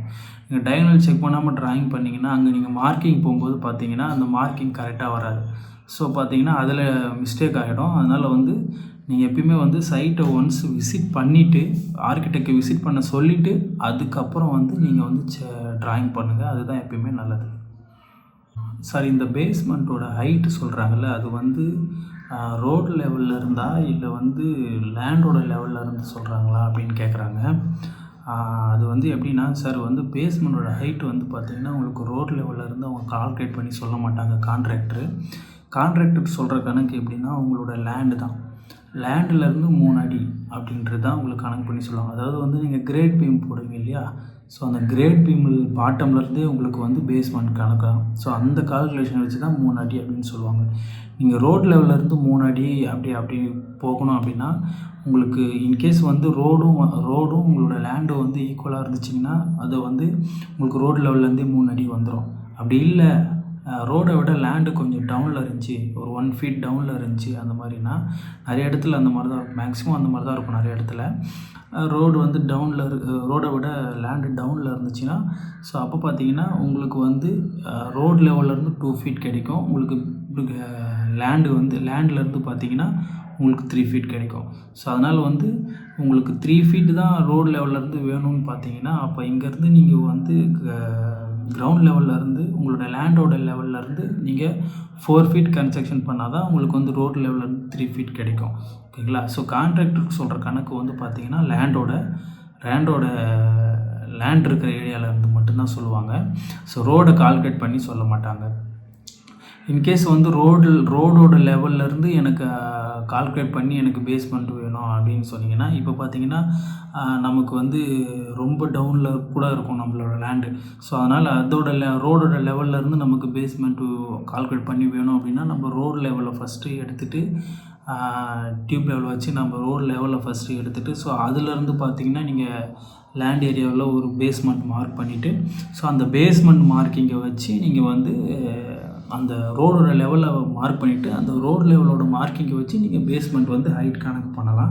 ஸோ அந்த மாதிரி நீங்கள் பண்ணிங்கன்னா உங்களுக்கு ரோடு லெவல்லேருந்து நீங்கள் வந்து எவ்வளோன்றது வந்து உங்களுக்கு வந்து உங்கள் லேண்ட் ஏரியாவிலே தெரிஞ்சிடும். அதுலேருந்து உங்களுக்கு பேஸ்மெண்ட் கணக்கு பண்ணுறதுக்கு ஈஸியாக இருக்கும். ஸோ அந்த மாதிரியும் பண்ணலாம். சார், ஒரு வீட்டுக்கு வந்து எத்தனை விண்டோ வரும் அப்படின்னு கேட்குறாங்க. விண்டோ வந்து பார்த்திங்கன்னா ஒரு வீட்டுக்குன்னு நம்ம சொல்கிறது பார்த்திங்கன்னா ஒரு ரூமுக்கு 1ன்னு வரும். ஒரு ரூமுக்கு வந்து ஒரு விண்டோ அந்த மாதிரி வரும். அது சைஸு பார்த்தீங்கன்னா கான்ட்ராக்டர் போடுற சைஸ் வந்து பார்த்தீங்கன்னா 3க்கு 4 இல்லை 4க்கு 5 இவ்வளோ தான் அதிகம். மேக்ஸிமம் சைஸு இவ்வளோ தான் பண்ணுவாங்க. இந்த 4க்கு 5ன்றது வந்து பார்த்திங்கன்னா ஹால் ஏரியாவில் போடுவாங்க. ஹால் ஏரியாவில் வர்ற விண்டோவில் கொஞ்சம் பெருசாக வேணுன்றதுனால அதில் போடுவாங்க. மற்றபடி ரூமுக்கெல்லாம் பார்த்தீங்கன்னா 3க்கு 4 அந்த மாதிரி தான் போடுவாங்க. இதுதான் வந்து எல்லாருமே பண்ணுறது, கான்ட்ராக்டர் பண்ணுறது பொதுவாக. இன்கேஸ் நீங்கள் எக்ஸ்ட்ரா விண்டோஸ் அந்த மாதிரி வேணும்னா அது வந்து அதுக்கு தனியாக பே பண்ணணும். அப்படி இல்லைனா ஸ்கொயர் ஃபீட் ரேட் அதிகமாக போகிறவங்க சில பேர் வந்து எக்ஸ்ட்ரா விண்டோஸும் பண்ணி தராங்க. ஸோ அந்த மாதிரியும் இருக்குது. ஆனால் பேசிக்காக கான்ட்ராக்டர் பண்ணுறது பார்த்திங்கன்னா மோஸ்ட்லி நிறைய பேர் பண்ணுறது வந்து ஒரு 3க்கு 4ன்ற விண்டோ, ஒரு ரூமுக்கு ஒரு விண்டோன்ற மாதிரி தான் பண்ணி தருவாங்க. ஸோ அடுத்தது என்ன கேட்டிருக்காங்கன்னா, சார் வந்து நான் வந்து கிராமத்தில் இருக்கேன். இப்போ வந்து என் பாத்ரூம் பார்த்திங்கன்னா எங்களுக்கு வெளியில் தான், அவுட் சைடில் தான் பாத்ரூம். அவுட் சைட்னா எங்கள் வீட்டுக்கு பின்னாடி சைடில் வந்து நாங்கள் பாத்ரூம் கட்டி அங்கே போகிற மாதிரி தான் இருக்கோம். அதில் என்ன சொல்லியிருக்காங்கன்னா, சார் வந்து கீழே வந்து நான் வந்து செப்டிக் டேங்க் கட்டியிருக்கேன். அந்த செப்டிக் டேங்க் மேலேயும் நான் பாத்ரூம் கட்டலாமா அப்படின்னு கேட்குறாங்க. அது தாங்குமா அப்படின்னு கேட்குறாங்க. அதாவது எப்படின்னா, நீங்கள் செப்டிக் டேங்க் வந்து கீழே செப்டிக் டேங்க் நீங்கள் கட்டியிருக்கீங்கள்ல, வீட்டுக்கு பின்னாடி கட்டியிருக்கீங்கள்ல, அதுக்கு மேலேயே நீங்கள் வந்து பாத்ரூம் கட்டலாம். அது ஒன்றும் தப்பு இல்லை. அதுக்கு மேலே நீங்கள் பாத்ரூம் கட்டலாம். பட் அது என்னென்னா, நீங்கள் என்ன பண்ணணும்னா, நீங்கள் செப்டிக் டேங்க்கு கீழே போடும்பொழுது பார்த்தீங்கன்னா, கீழே பாட்டமில் வந்து ஒரு பீம் ஒன்று ப்ரொவைட் பண்ணுங்கள். அதாவது வந்து பிரிக்கில் நீங்கள் கட்டுறீங்கன்னு வச்சுக்கோங்களேன். ஒரு 9 இன்ச் வால் பிரிக்கை சுற்றி 4 பக்கமும் கட்டுறீங்கன்னா, அந்த 4 பக்கமும் நீங்கள் பாட்டமில் ஒரு பீம் கொடுங்க. ஒரு பீம் கொடுத்து அதுக்கு மேலே பிரிக் ஒர்க் பண்ணுங்கள். ஸோ ஏன்னா அப்போ தான் வந்து ஏதாச்சும் ஒரு ஸ்ட்ரக்சரல் மிஸ்டேக் ஆனால் கூட உங்களுக்கு வந்து கீழே வந்து அந்த செப்டிக் டேங்க்கு இறங்காது. சாயில் மிஸ்டேக் ஆனாலும் உங்களுக்கு கீழே வந்து அந்த செப்டிக் டேங்க்கு இறங்காது. ஸோ அந்த பீம் கட்டிவிட்டு அதுக்கு மேலே பிரிக் ஒர்க் பண்ணுங்கள். ஸோ அந்த மாதிரி பிரிக் ஒர்க் பண்ணிவிட்டு, ஸோ அதுக்கு மேலே நீங்கள் வந்து ரூஃப் காங்க்ரீட், அந்த செப்டிக் டேங்க்கு மூடுறதுக்கு காங்க்ரீட் பண்ணுவீங்க இல்லையா, ஃப்ளோர் காங்க்ரீட். ஸோ அப்போ என்ன பண்ணுறீங்க, அதை சுற்றி வந்து அதுக்கு மேலேயே ஒரு பீம் ஒன்று கொடுத்துருங்க. கொடுத்துட்டு அதுக்கு மேலே நீங்கள் கட்டும்பொழுது பார்த்தீங்கன்னா, உங்களுக்கு லோடு ஃபுல்லாகவே எல்லாமே வந்து அந்த பீமில் போய் கீழே வந்து உங்களுக்கு சாயிலில் போயிடும். ஸோ அதனால் வந்து நீங்கள் எப்பயுமே அந்த மாதிரி பண்ணிவிட்டு அதுக்கு மேலே வந்து கட்டுங்க. அது வந்து உங்களுக்கு லைஃப் வரும். எந்த ஸ்ட்ரக்சரல் ஃபெயிலியரும் வராமல் உங்களுக்கு சேஃபாக இருக்கும். அடுத்தது என்ன கேட்குறாங்கன்னா, சார் வந்து செப்டிக் டேங்க்கில் வந்து தரை வலிச்சுறது பெட்டரா, இல்லை ஊறுற மாதிரி வைக்கிறது அப்படி பெட்டரா அப்படின்னு கேட்குறாங்க. ஸோ அது வந்து சைட்டு கண்டிஷன் தான் வந்து முடிவு பண்ணோம். ஏன் சொல்கிறேன்னு பார்த்தீங்கன்னா, உங்களுக்கு வந்து தண்ணி அதிகமாக சுரக்கிற ஏரியாவாக இருந்துச்சுன்னு பார்த்தீங்கன்னா, இப்போ வந்து பார்த்தீங்கன்னா, இந்த ஏரி ஓரத்தில் அந்த மாதிரிலாம் வந்து கன்ஸ்ட்ரக்ஷன் பண்ணுவாங்க. ஸோ அந்த மாதிரி ஏரியாலாம் பார்த்தீங்கன்னா, தண்ணி அதிகமாக சுரக்கும். ஸோ அந்த மாதிரி அதிகமாக சுரக்கிற இடத்துல பார்த்தீங்கன்னா, நீங்கள் வந்து பிசிசி போட்டு தரை வலிச்சு வாட்டர் ப்ரூஃபிங் பண்ணிவிடுங்க. அதுதான் பெட்ரு. அப்படி இல்லை, நீங்கள் வந்து தண்ணி நிற்காத ஏரியா, எப்போ பார்த்தாலும் ட்ரையாக இருக்கும், அந்த மாதிரி ஏரியாலாம் பார்த்தீங்கன்னா, நீங்கள் வந்து ஊறுற மாதிரி வச்சுருங்க. தண்ணி அது ஊறி போயிடும். எதனாலனா, தண்ணி வந்து சீக்கிரம் ஃபில் ஆகாது. அதனால் வந்து உங்களுக்கு அடிக்கடி எடுக்க வேண்டிய அவசியம் இருக்காது. நீங்கள் ஒன்ஸு தரை வலிச்சுட்டு நீங்கள் வாட்டர் ப்ரூஃபிங் பண்ணிட்டீங்கன்னா, நீங்கள் வந்து ஃபில் ஆகிடுச்சுன்னா நீங்கள் எடுக்கிற மாதிரி இருக்கும். இது பார்த்தீங்கன்னா, உங்களுக்கு வந்து மேக்ஸிமம் அவங்க வந்து இதில் நீங்கள் 6 மாதத்தில் நீங்கள் எடுக்கிறீங்கன்னா, ஸோ அது பார்த்தீங்கன்னா, நீங்கள் 1 வருஷம் ஆனாலும் வந்து 1 வருஷம் கழிச்சு நீங்கள் எடுக்கிற மாதிரி அந்த மாதிரி வரும்.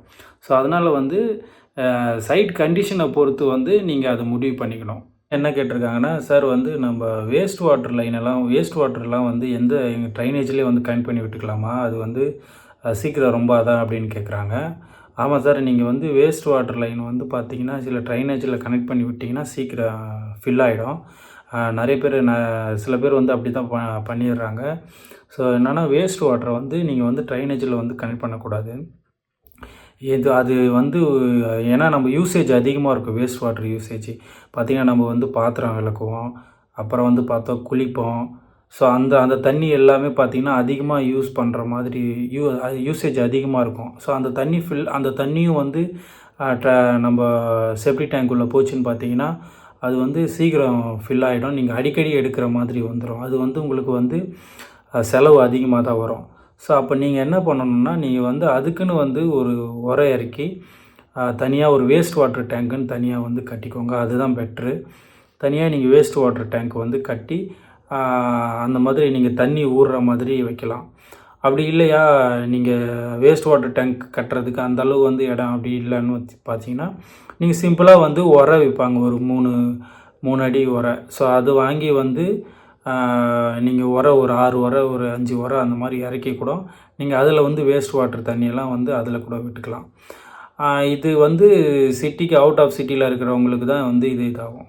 இல்லை சிட்டி உள்ளே இருக்கிற மாதிரிலாம், இல்லை ட்ரைனேஜ் இருக்கிற ஏரியாவில்னு பார்த்தீங்கன்னா, அந்த கவர்மெண்ட் ட்ரைனேஜ் போட்டிருப்பாங்க. ஸோ அந்த மாதிரி இருக்கிற ஏரியாவில் பார்த்தீங்கன்னா, நீங்கள் அதில் டேரெக்டாக கனெக்ட் பண்ணி விட்டுக்கலாம். அப்போ வந்து பார்த்தீங்கன்னா, உங்களுக்கு அந்த பிரச்சனை இருக்காது. இது வந்து அந்த ட்ரைனேஜ் வசதி இல்லாத ஏரியாவில் வந்து இந்த மாதிரி பண்ணிங்கன்னா உங்களுக்கு இன்னும் நல்லா எந்த பிரச்சனையும் வராது. சீக்கிரம் வந்து ஃபில் ஆகிற பிரச்சனை வராது.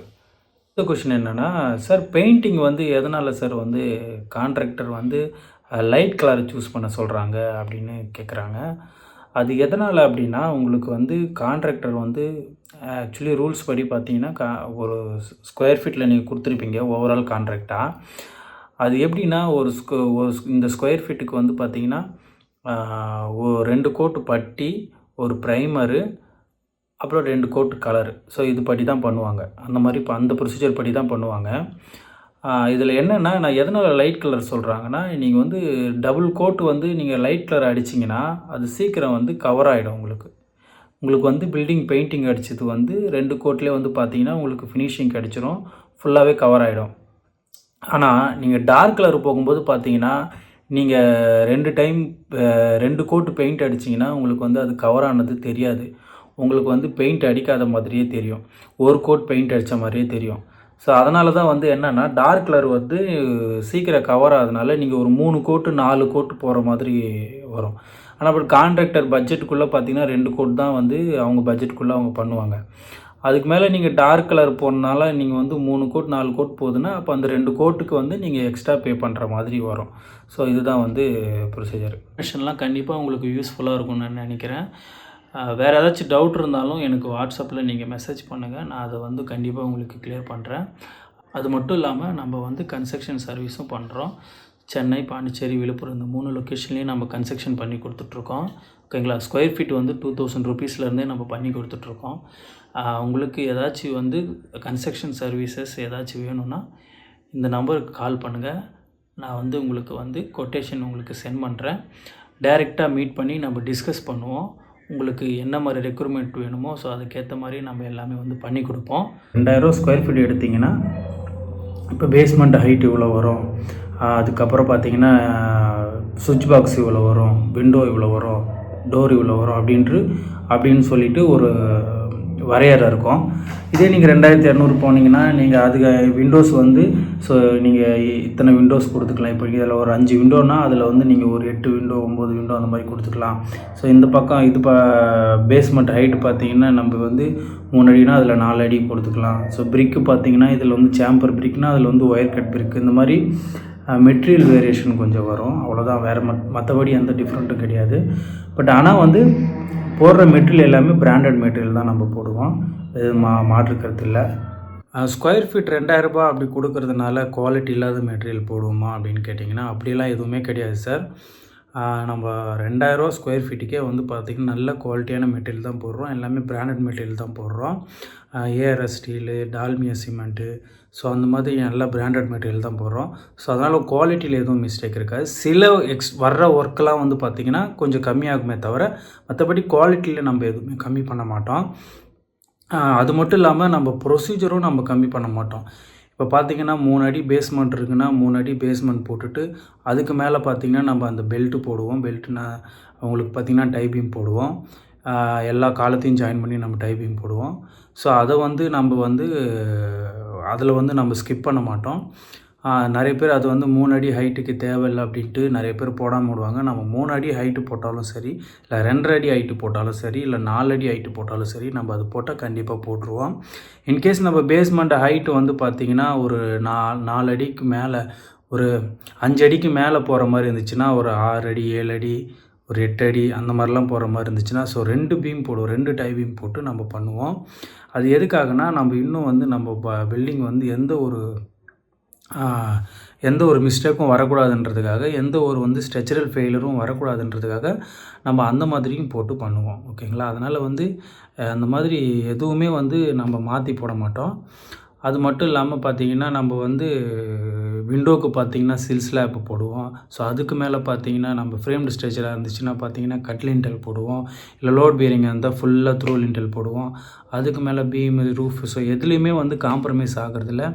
எல்லாமே வந்து பார்த்திங்கன்னா நம்ம குவாலிட்டியான மெட்டீரியல் போட்டு குவாலிட்டியான ப்ரொசீஜர் படி தான் நம்ம வந்து போவோம். அதனால் வந்து நம்ம ஸ்கொயர் ஃபீட்டு கம்மின்றதுனால வந்து குவாலிட்டியை கம்மி பண்ணி ஒர்க் பண்ணுவோம் அப்படிலாம் எந்த மாதிரி இல்லை. குவாலிட்டி பார்த்திங்கன்னா நீங்கள் எதிர்பார்க்குற மெட்டீரியலை போட்டு தான் நம்ம பண்ணி தருவோம்.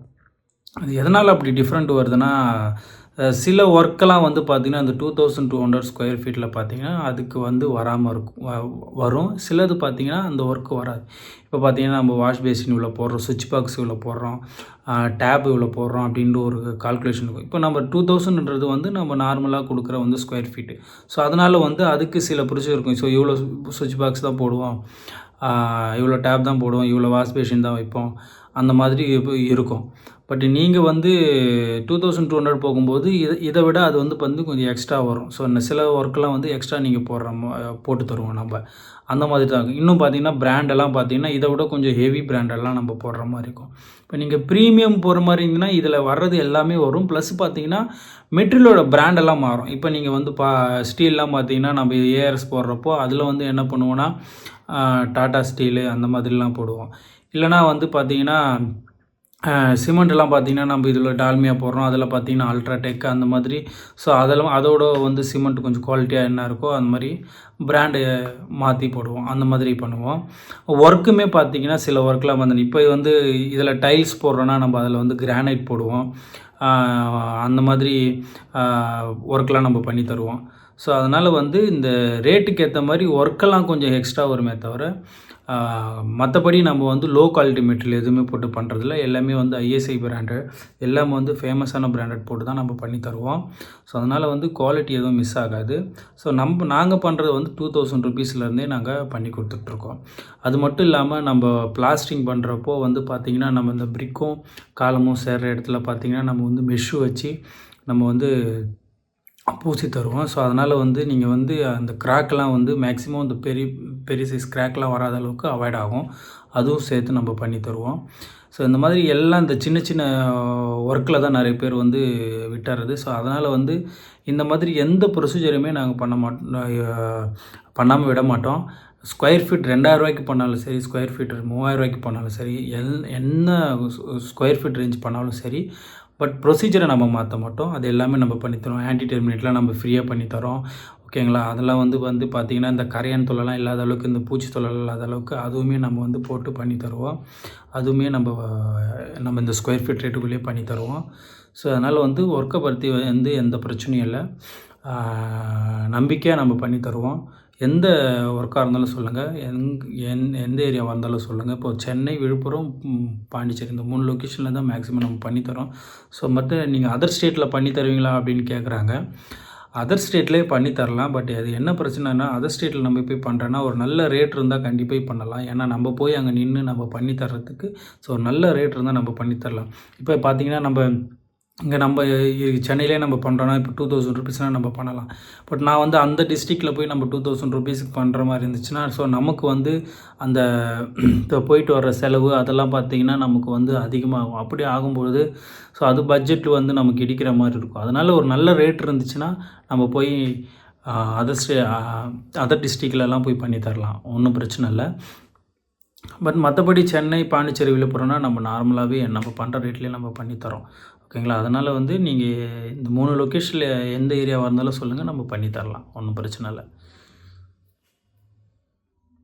நீங்க சொந்தமா அழகான வீடு கட்டணும்னு நினைக்கிறீங்களா? உங்களுக்காகவே இருக்கவே இருக்கு நம்ம ஏஜென்ட் பிளஸ் கன்ஸ்ட்ரக்ஷன்.